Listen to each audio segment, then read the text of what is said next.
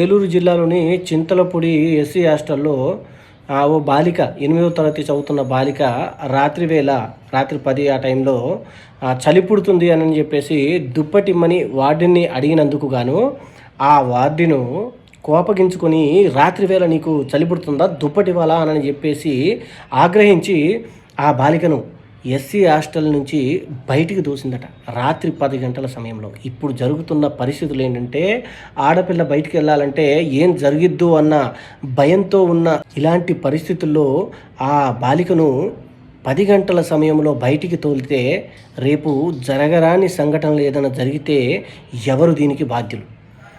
ఆ విషయాన్ని తెలుసుకున్న తల్లిదండ్రి హుటాహుటిన అక్కడికి చేరుకొని ఏమీ మారు మాట్లాడకుండా ఆ పాపను తీసుకొని వెళ్ళిపోయారట. అంటే ఇలాంటి దారుణమైన సంఘటనలు మన కళ్ళ ముందుకు వచ్చింది కాబట్టి మనకు తెలుస్తున్నాయి. మరి మనకు తెలియకుండా ఇంకా ఎన్ని ఇలా జరుగుతున్నాయో ఒకసారి ఆలోచించండి. ఈ విషయంపై ప్రతి ఒక్కరూ గలం విప్పాల్సిన అవసరం ఉంది. ప్రతి ఒక్కరి పిల్లలు ప్రైవేట్ హాస్టల్లోనో లేకపోతే గవర్నమెంట్ హాస్టల్లోనో లేకపోతే స్కూళ్ళల్లోనో కాలేజీల్లోనో చదువుకుంటుంటారు.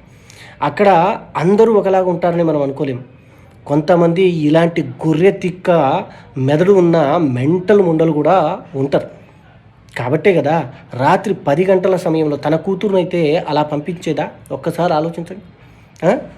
సామాన్ సట్టు సర్దించి బయటికి తోసిందంటే అంత రాక్షసత్వంతో కూడి ఉన్న మనస్తత్వం గల వార్డెను ఆలోచించండి. దాన్ని పట్టుకొని బాగా ఉతకాలి బరాబరు ఉతికితే కానీ ఇంకో వార్డెనే కానీ టీచర్సే కానీ స్కూల్ యాజమాన్యమే కానీ అలా చెయ్యరు. ఇలాంటి సంఘటనలు రోజుకు ఎన్నో జరుగుతున్నాయి.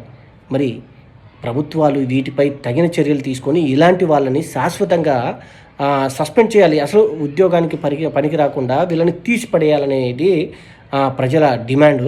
అలాగే నేను కూడా అలా కోరుతున్నా. రేపు మన పిల్లల భవిష్యత్తును దృష్టిలో పెట్టుకొని ఆడపిల్లలకు మరీ ముఖ్యంగా వాళ్ళకు సెక్యూరిటీ కల్పించాల్సిన అవసరం ఎంతైనా ఉంది అనే విషయం ప్రభుత్వాలు తెలుసుకొని ఇలాంటి వార్డెన్లను తగిన రీతిలో బుద్ధి చెప్పి వీళ్ళని సస్పెండ్ చేయాలని కోరుకుందాం.